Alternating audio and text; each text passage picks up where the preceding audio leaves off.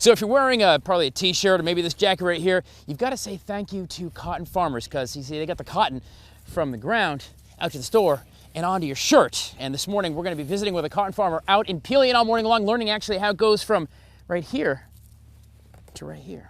Good Day Columbia is coming right back. Welcome back to Good Day Columbia, the Desperate for Ratings. So we're Tyler's Travels team. We're out in Pelion this morning, and we are at the Delano Kneece farm. Did I say that right? That is right. There you go. This is Luther, by the way. And you guys obviously are cotton farmers. Right. This is great. I mean, where are we? Tell me about this land. I mean, look, it goes on for miles and miles and miles and miles. Yeah, we plant cotton, we plant peanuts, and we plant corn. Right. Of course, we're in a cotton field now, and we're looking at some of the last cotton that we'll be harvesting this year. Mm-hmm. And this field was planted last, so we're harvesting it last. Okay. But unfortunately, because of the season we had this year, this cotton did not fully mature, and it is not as white as what we would normally like to see. Sure. Now, tell me about the lifespan of cotton. Like, what's the season?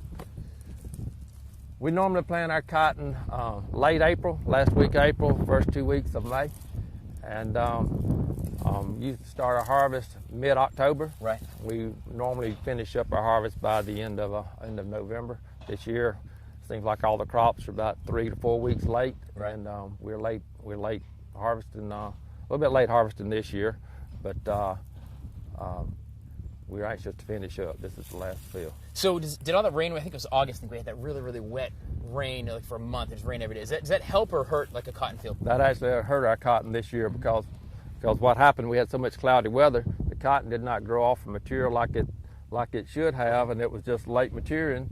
And then we had a freeze back about 2 weeks ago, and basically shut the plants down, killed the plants, and when that happens, you see these brown leaves that stick to the cotton plants, right. And kind of makes for messy cotton. But sure. the crop just got cut short this year.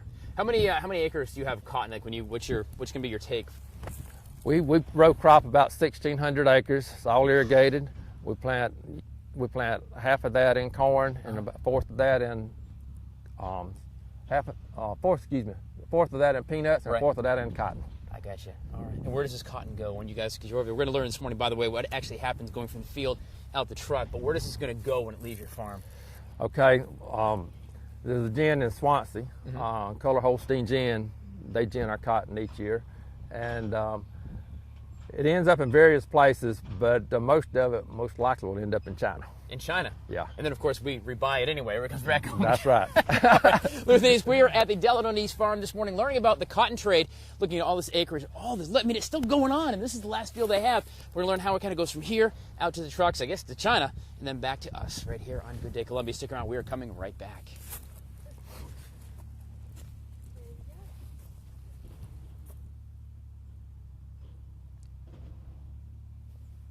Clear. Beautiful. You know, if you've got 400 acres of cotton you've got to pick, well, your hands will get mighty sore, that is for sure.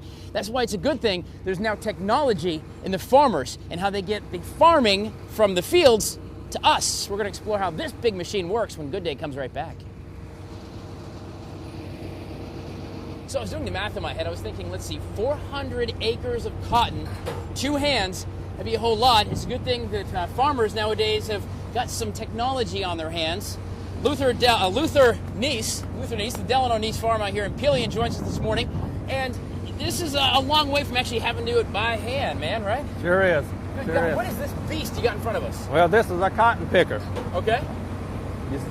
These are the row units that the cotton plants feed into. And these rotating spindles actually remove the cotton bolls from the plant.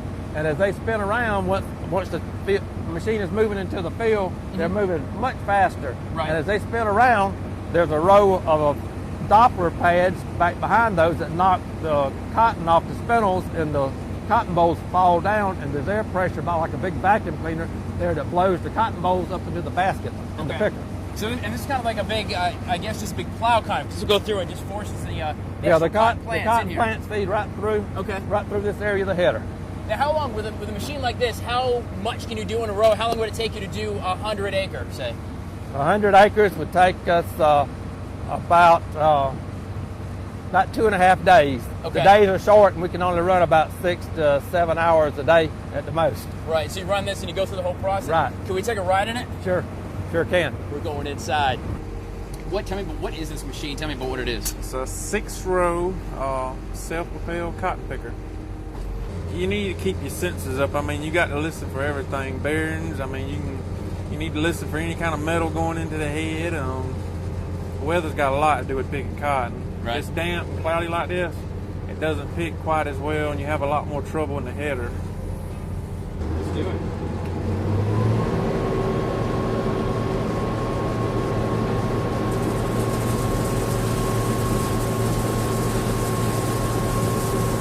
Now with this window, you've got the window here, so you can actually look right down at exactly what you're driving over. It's very touchy as well. I mean, you pretty much, if you get off the road, I'd say more than 3 to 4 inches, those limbs, what we call the outriggers, they'll go up under the header and you'll never even get the cotton off of them. In the old days, you had levers, you had to manually pull and shove. Sure. Those things are a thing of the past. They were old faithful, they never broke, but right. Electronics is faster and you make more time in a day.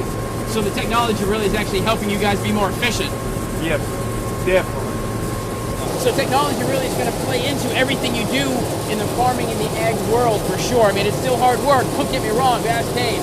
He's going to tell you. But we are learning all about cotton picking this morning out at the Kneece field in Pelion on this very special farming guide for the city guy, Tyler's Travels. So in Pelion on Good Day Columbia. We will be right back.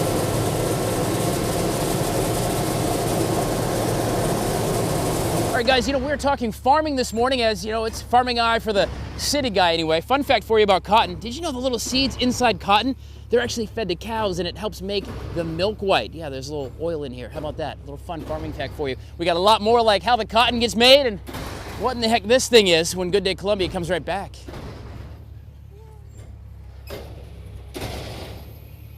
Welcome back to Good Day Columbia. Yes, it is the farming eye for the city guy here on Tyler's Travels.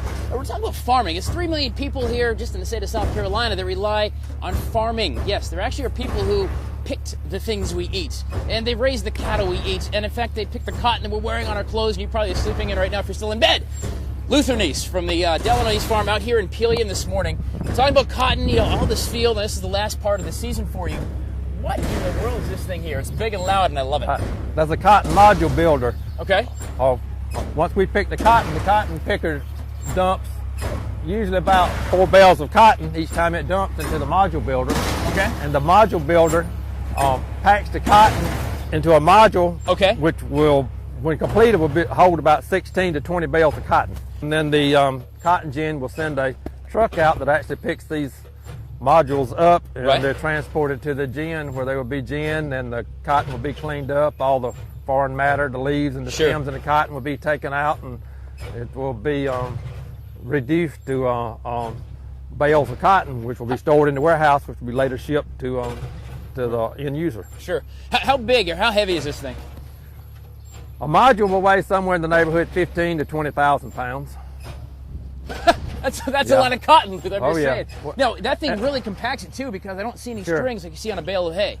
No, it packs it really tight. Right. And like I say, once it's at the gin, not only will the gin clean this cotton up, but they'll remove the cotton seed from the fibers, separate right, the cotton seed from the fibers, so that the seed can be used for livestock food or used for oil. Sure. And of course, the fibers used for clothes and many other uses. Everything else. Yeah. This is fascinating stuff. I mean, to do this all, just do it again and again and again every season. It's right, interesting to watch how the earth kind of works for us. That is right. It really comes from the ground. We're learning about cotton picking this morning. Cotton picking is what I'm going to say. As we're experiencing and learning firsthand, getting our hands a little dirty here on Good Day Columbia, learning about the farming eye for the city guy and all of us. How about that? Stick around. There's a lot more Good Day Columbia from Pelion coming your way. Stay with us. All right, guys, we're continuing our, education for the city guy. Yeah, farming eye for the city guy out here in Pelion at the Kneece farm. And there's a whole reason we're doing it. It's right in the middle of Farm City Week. We're in it right now. We'll explain that when Good Day Columbia comes right back. Want some corn?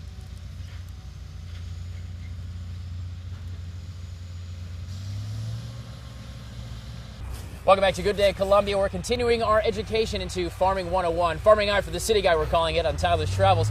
Out here at the Kneece farm in Pelion, learning all about the cotton trade and all the work that actually goes into putting this jacket on my back and maybe the bed sheets and pajamas you're in right now. But we're actually in the middle. This week is Farm City Week. Lonnie Reichert, good morning. Good morning. What is Farm City Week? Farm City Week is the Friday before Thanksgiving through Thanksgiving Day. It's nationally recognized. It's a week to celebrate the interdependence between the farm and the city and how we rely on each other, and neither one can survive without the other.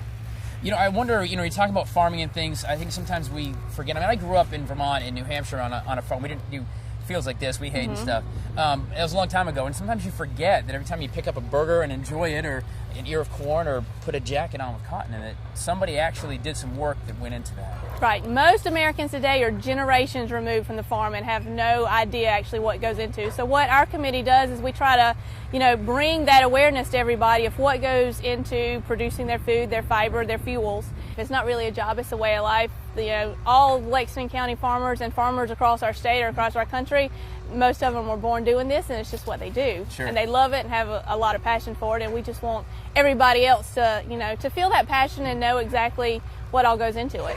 And I would say, as far as Farm City and the interdependence between the two, Lexington County is a very great example of how that works well here, because we're a very urbanized county, but we're also one of the top ag producing counties in the state as far as gross receipts, and it works really good here in Lexington County. And I think it's interesting too, you kind of mix the two worlds, because there is technology. We're learning about, in that cotton picker, the technology it's in. They're learning that it's actually run by GPS that helps. All that technology makes you guys more efficient. It helps produce more food, better food. I'm assuming, get it done quicker, and just continue to process the food out. But technology really kind of mixes in, more than just the old pickaxe and things like that, using tools.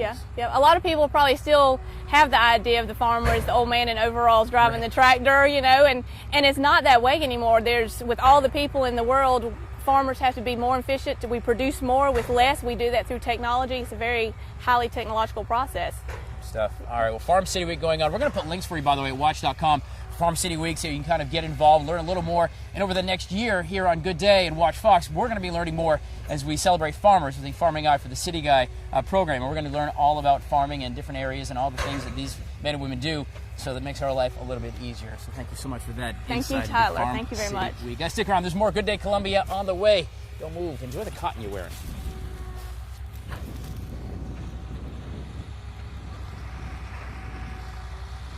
So, you can be a banker, right, and work 9 to 5, or you can be a farmer and work 9 to 5, right? Not so much. Being a farmer isn't really a job, it's a life. We're going to find out exactly the commitment that goes into working the lands, producing something. When Good Day Columbia comes right back. Stay with us. Welcome back to Good Day Columbia, the Tyler's Travels team. We're in Pelion at the Kneece farm here. It truly is a farming eye for a city guy experience for me. Hanging out with Luther, we've been learning about cotton all the way from the field to how it gets processed and even the technology that goes into it. But one thing I've learned in talking with you and Kane is it's not like a 9 to 5 job. This is your life. It's not even a lifestyle. This is it. No, we have long days. We start early, and we normally do not stop until after the sun goes down. Real late, no right? matter what the weather. It's always long days, and it's not Monday through Friday. It's Monday through Saturday. Sure. We don't work on Sunday, but it's Monday through Saturday. Yeah, that's what Kim was saying. Yeah. And you go to church, of course, on Sundays. Right. He said, I'm thankful for a couple hours on Sunday with the family. And funny thing he said, when we were riding in the truck with him, he said, my wife loves it when it rains because she actually gets to see me. That's right. That's the only thing that slows us down. But there's always work to do that we have on our list for those rainy days. So right. You never get caught up. There's always work to do. What do you guys do? So once you get this done, a couple of days, you're going to go ahead and harvest all this cotton. Of course, you do peanuts and corn as well out here. Right. So what do you do once this is done? I mean, I know it starts all over again because here comes another season. But once this last field is harvested, we'll begin sowing our cover crop, preparing the fields for planting in the spring. So we will go in these cotton fields, and we'll go into the corn fields where we will plant peanuts the following spring. Right. We will sow wheat as a cover crop. So we still have 800 acres of cover crops to sow yet before we can wind up the season. So it just never ends. I mean, for you guys, it's just. And the other thing, by the way, you think of a great big staff and a whole bunch of people. There's 3 of you really working all this land. No, we do not have a lot of people working the land, but we have fairly large fields and large equipment, and we can cover cover a lot of acres in a day's time with the people that we have working. You know, it just really blows my mind. You don't really think about when you're buying a Carhartt jacket or ordering a steak at Chili's. You just don't think about you guys sitting out here in the field actually doing this stuff. It just really has been an eye-opener for us this morning, I think. Well, this is where it all begins, and you know, we have to eat. So the farmers grow the food and they grow the fiber. But it's something we enjoy doing. It's got to be in your blood, or it's not a job that you would want to do if it was not in your blood. It's something you really have to enjoy doing. Man, listen, we appreciate the tour, letting us ride along for a few minutes, and certainly appreciate what you do. Makes our lives always more convenient. You guys are out here working hard, so we've got some nice things for sure. I really appreciate you sharing your family business with us. All right, thank you. Guys, stick around. There's going to be a lot more, and check out watch.com. We'll get you links to AgWorks and, of course, all the great things and all the great farming that goes on here in South Carolina, in fact, across the entire country. You can check out watch.com. Thanks for joining us here for this very special Farming Eye for the City Guy on A Childler's Travels. Stay with us. We'll be back.